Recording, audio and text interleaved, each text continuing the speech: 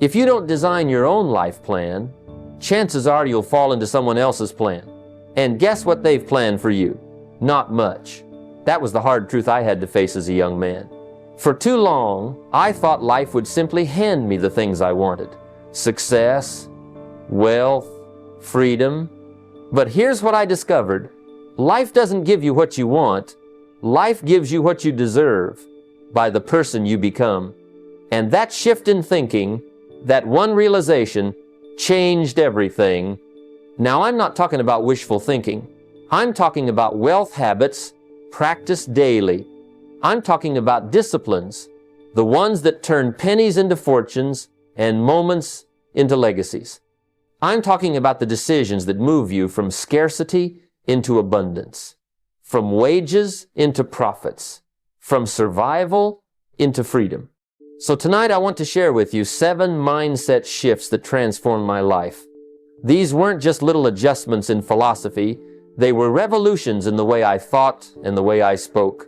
They turned me from a struggling farm boy into a man who could build businesses, write books, and stand here sharing these lessons with you. And if they work for me, they can work for you. Because the secret is simple. Change your thoughts, refine your words, and you will transform your world. I used to think the key to wealth was just working harder. Maybe adding one more job, maybe putting in more hours. That's how most people think. Line upon line, dollar upon dollar, hour upon hour. It's linear thinking, straightforward, predictable, and limited. If you want a little more money, you trade a little more time. If you want a lot more, you trade even more of yourself. But here's the problem. You only have so many hours in the day, so many years in your life, and so much energy in your body. Linear growth has a ceiling, and once you hit it, you're done. And that's where most people stop, frustrated that life hasn't given them more. The wealthy think differently. They don't live by addition, they live by multiplication. Instead of asking, how can I earn another paycheck? They ask, how can I build another system? They're not trading hours, they're creating assets. A system doesn't get tired, it doesn't call in sick, it doesn't run out of steam. It keeps producing day and night, whether you're awake or asleep. That's the difference between the man who adds a second job and the man who builds a second stream of income. One is exhausting himself for a little extra. The other is designing a flow that expands without his direct effort. I remember the time I first understood this. For years I thought if I worked harder, longer, faster, that was the path. But one day someone told me, you'll never get wealthy working by the hour. You need to learn to make money that works when you don't. That struck me like lightning, because up until that point, I thought money was tied forever to sweat, to hours, to labor. But the wealthy showed me another way. They taught me to stop asking, how much can I work? And start asking, how much can I build? Exponential growth comes when you move beyond your own effort and start leveraging systems, people, and money. A farmer doesn't plant one seed and expect one fruit. He plants one seed and expects an orchard. That's multiplication. That's compounding. That's how fortunes are built. The poor mindset says, I'll do more. The wealthy mindset says, I'll design more.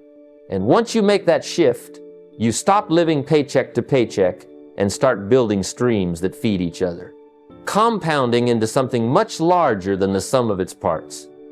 Maybe today you only have one stream of income, and that's okay. But the goal isn't to add another job.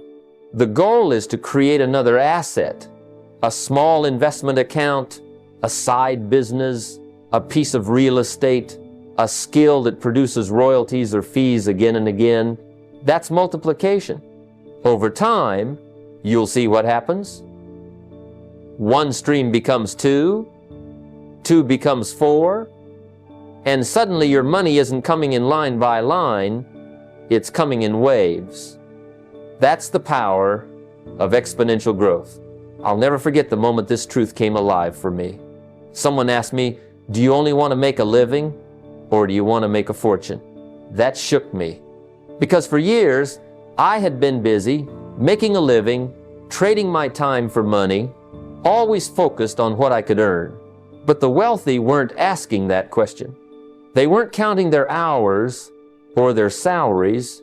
They were counting their assets. They weren't asking, "What do I make?" They were asking, "What do I own that makes money without me?" That's the mindset shift. Think about it. Equity is ownership. When you own a piece of a business, when you own real estate, when you own stocks that pay dividends, when you create intellectual property that keeps generating royalties, you've moved from income to equity. And here's the beauty. Equity keeps working even when you don't both. You can be asleep, and if you own the right assets, they're still producing. That's what separates those who live paycheck to paycheck from those who build financial independence. Most people live only on wages. They show up, do the work, and get the check. But what if you could own something that pays you again and again, long after the effort was made? That's the seed of wealth. The musician records one song, and the royalties pay for years. The author writes one book, and the income keeps coming. The entrepreneur builds one system, and the profits multiply. Equity is about planting once and harvesting over and over. I learned that the critical question isn't just, how much can I earn this year, but what can I acquire, build, or create that will keep earning next year and the year after that?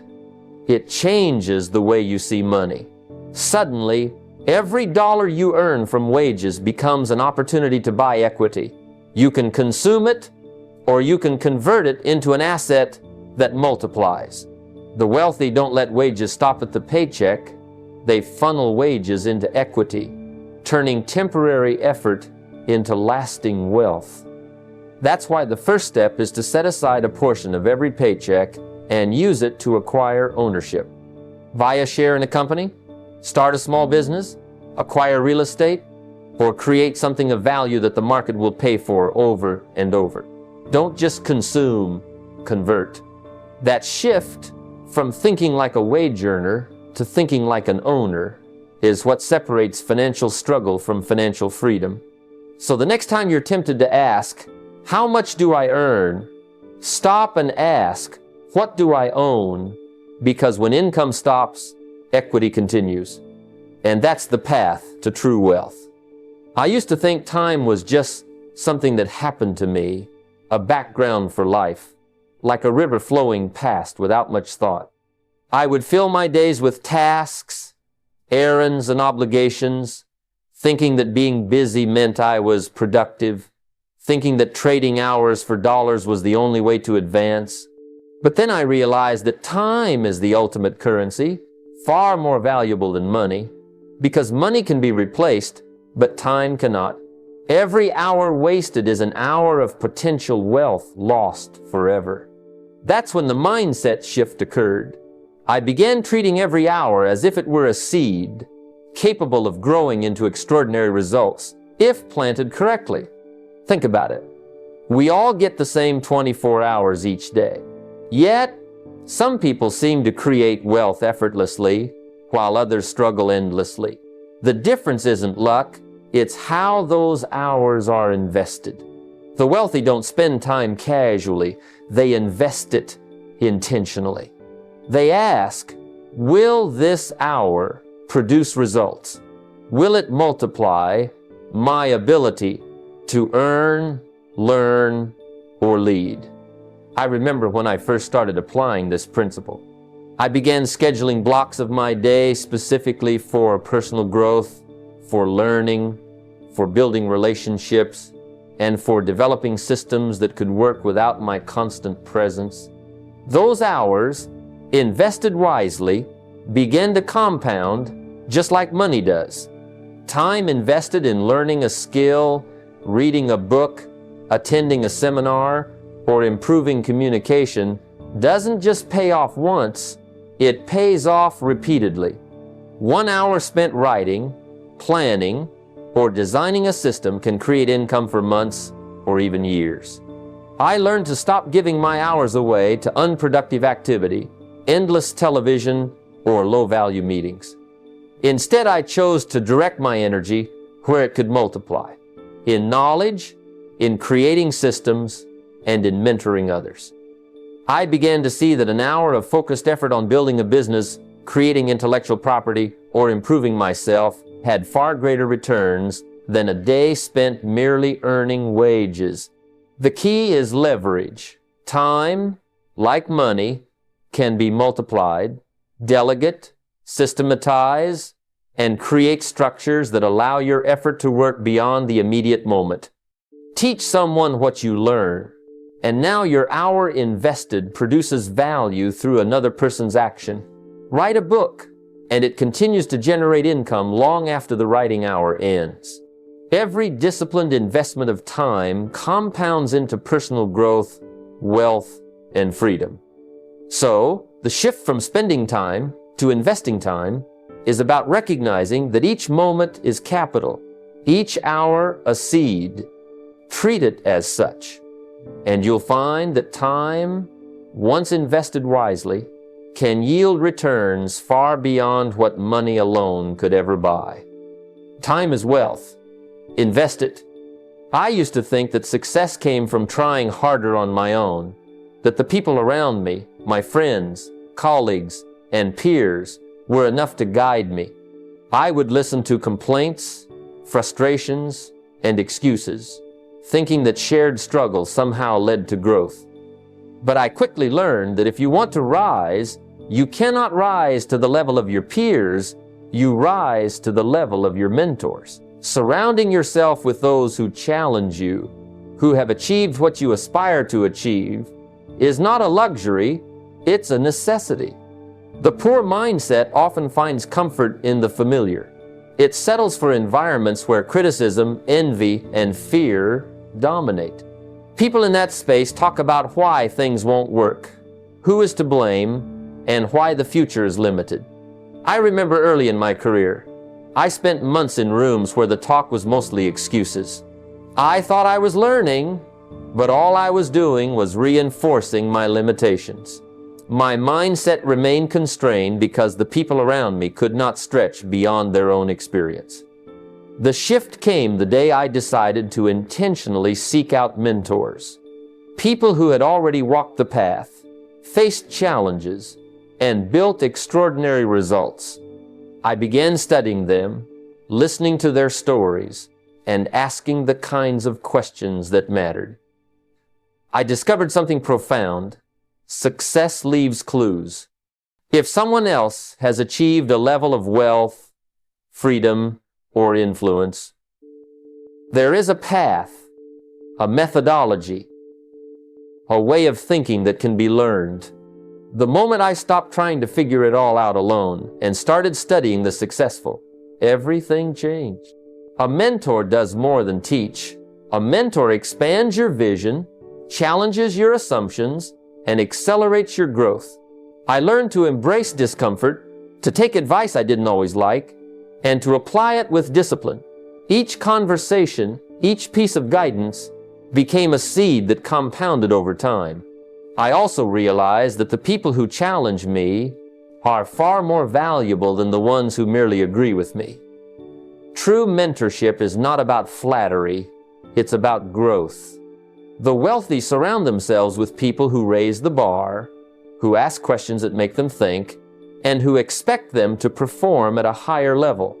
They study habits, decisions, and thought processes rather than compete in a circle of envy or complaint. They understand that who you learn from determines how far you go, how fast you grow, and how high your vision can be. So, the shift from followers to mentors is a mindset transformation. It's about choosing challenge over comfort, guidance over gossip, and learning over envy. Seek mentors, absorb their wisdom, and watch your own capacity for wealth, success, and freedom expand exponentially. Your environment shapes your outcomes. Choose mentors, not mirrors. I once believed that accumulating money was the same as building wealth. I thought that if I saved every penny, clipped coupons, and kept a careful ledger, I was on the road to prosperity. And while saving is important, I quickly discovered that saving alone is not enough. Wealth does not come from hoarding, it comes from multiplying. The real shift in my thinking occurred when I realized that every dollar I set aside could be transformed into many more dollars, but only if I put it to work. The poor mindset often treats money like a safety net, something to cling to for fear of loss. It's a scarcity perspective. I must save just in case. I remember early on in my career, I had a modest savings account. Every month, I tucked away a little, and I felt secure. Yet, I wasn't growing. My money was sitting idle, and my potential was stagnant. That was the moment I understood the difference between saving and multiplying. Saving is simply preservation. Multiplying is creation. The wealthy understand that money is energy. It can be stored, yes, but it grows when it circulates, when it is invested wisely. I learned to take the funds I saved and direct them into vehicles that produce returns, businesses, stocks, real estate, or intellectual property.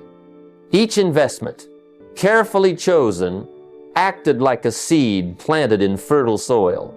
Over time, these seeds bore fruit, and the money I once hoarded began to multiply beyond what I could have imagined. The shift from saving pennies to multiplying dollars also required a mental adjustment. It meant moving from a mindset of fear to one of strategy.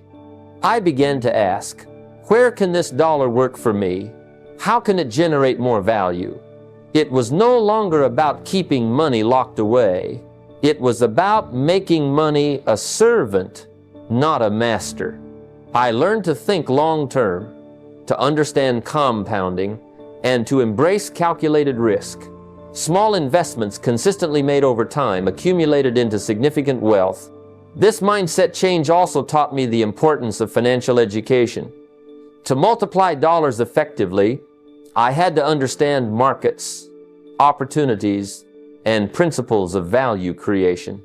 Each decision became an experiment in growth, and every success reinforced the strategy of putting money to work. Wealth, in essence, is a product of multiplication, not mere accumulation. Saving is a beginning, but investment is the engine that drives fortune. The real transformation occurs when you shift your thinking from holding on to money to making money work for you, from hoarding to growing, from scarcity to creation. The lesson is clear. Save to protect, invest to multiply, and think in terms of growth, not limitation. I once believed that wealth was something that fell into the laps of the lucky. I thought the rich were simply fortunate, as if the universe randomly handed them fortunes while the rest of us struggled. Early in my life, I watched successful people and told myself, they must have had a lucky break. I just didn't get mine. But that thinking kept me stagnant. It was the belief in randomness, in chance, in luck, that created excuses and delayed my own success.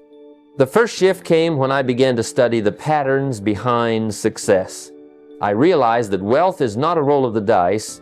It is the result of following certain laws. There are principles that govern prosperity just as surely as gravity governs the fall of an apple. Discipline, for example, is a law. The law of sowing and reaping is a law. Value creation and compounding are laws. When you understand these principles and apply them consistently, wealth becomes not a matter of luck, but a matter of predictability.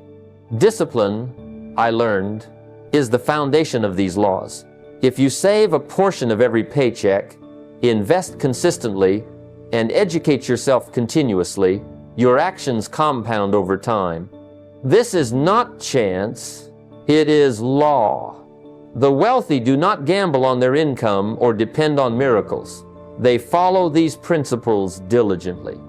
I remember when I first began to structure my finances and invest in myself. Each small disciplined action, though seemingly insignificant at the time, began to compound. Over years, these actions produced results far beyond what any lucky break could have provided. Value creation is another predictable law.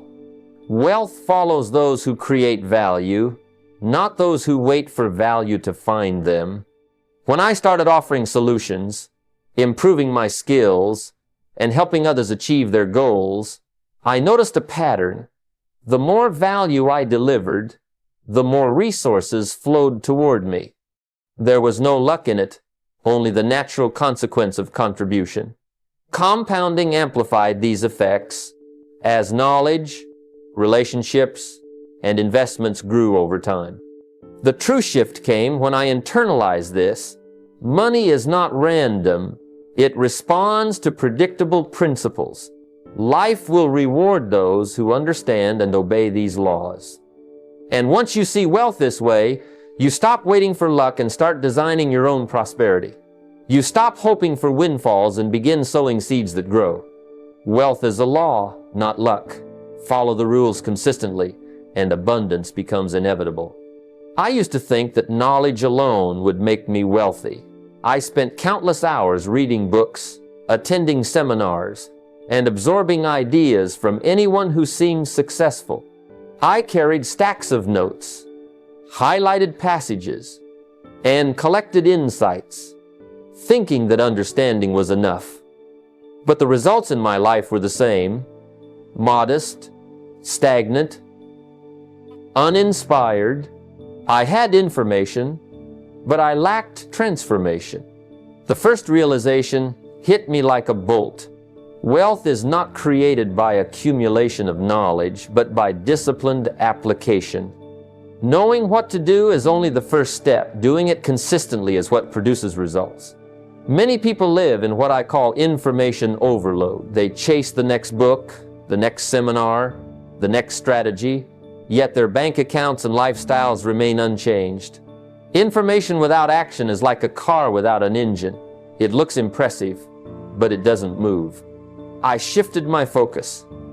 Instead of reading endlessly, I began to ask myself, which of these lessons can I put into practice today? I started small. A single idea from a seminar became an action plan. I invested in myself, not just by learning, but by doing. I practiced sales techniques I had studied, implemented the financial discipline I had read about, and took the personal development exercises seriously. Slowly, I saw the compounding effect of applied wisdom. Each small action became a stepping stone. Each step built momentum, and over time, the trajectory of my life shifted dramatically. Execution became my currency. The wealthy don't just consume knowledge, they convert it into behavior, routines, and results. They understand that reading about financial principles, attending workshops, or listening to podcasts is useless unless those lessons are applied in real life. I began to mentor others, sharing actionable insights instead of abstract ideas. And I noticed that teaching what you do further amplifies its impact.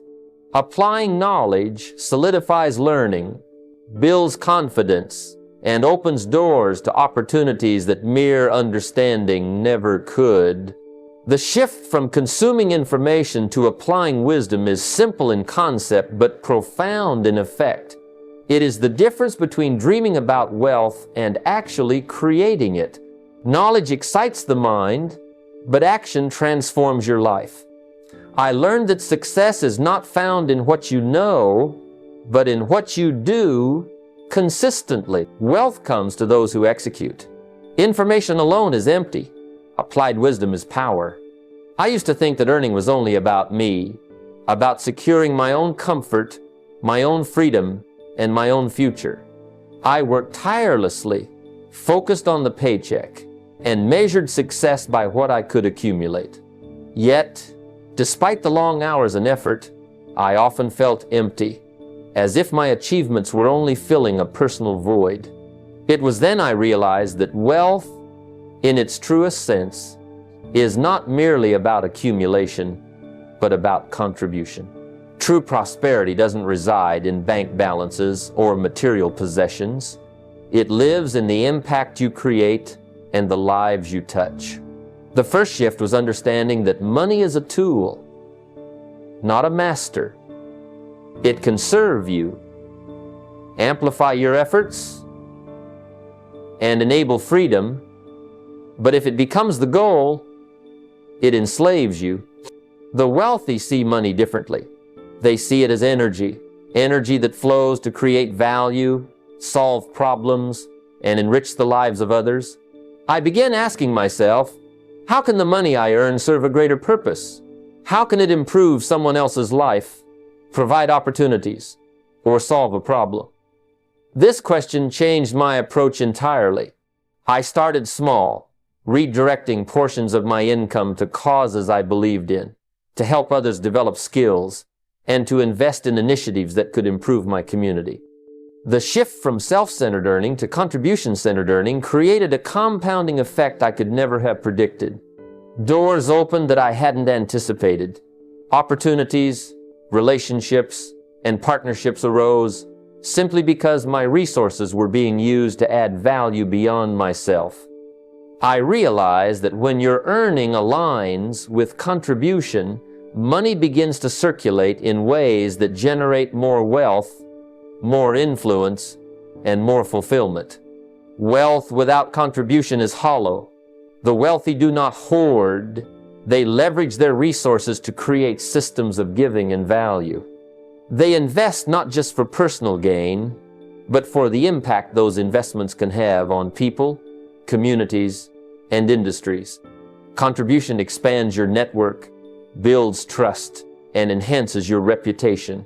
It transforms your financial resources into a vehicle for legacy. I learned that the highest purpose of wealth is not indulgence, but service. Earning for contribution does not diminish your prosperity. It multiplies it by giving, teaching, mentoring, investing, or simply providing solutions. You create a cycle of wealth that benefits both yourself and the world around you. Wealth grows when it serves, and your life gains meaning when your earnings touch others. I once believed that working for a living, the steady paycheck, the job security, the predictable schedule was the path to financial freedom. I thought that as long as I showed up, completed my tasks, and earned my salary, I was building wealth. But over time, I began to notice a pattern. No matter how many hours I worked, how much energy I put in, or how diligent I was, the ceiling of my income seemed fixed. I realized then that wages can make you comfortable, but they rarely make you wealthy. They pay for life as it is today, not the life you dream of tomorrow. The shift began when I stopped thinking of work as a series of transactions, hours traded for dollars, and started thinking of it as a platform to build something larger.